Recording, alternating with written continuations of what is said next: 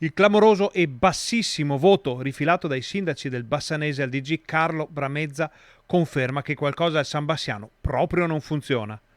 Ma la bocciatura non è solo per il direttore generale dell'ULSS 7. Il grande sconfitto di questa inattesa piega degli eventi è infatti l'assessore regionale alla sanità, Manuela Lanzarin.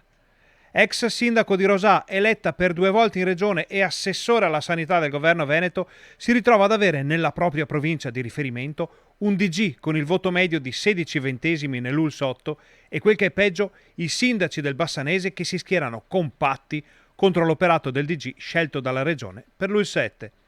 Sono tanti i cittadini che chiedono a gran voce un intervento di Manuela Lanzarin, domandandosi perché l'assessore alla sanità non sia intervenuta nel suo territorio per rimettere a posto le cose quando è apparso chiaro che qualcosa si era inceppato nella macchina organizzativa del San Bassiano.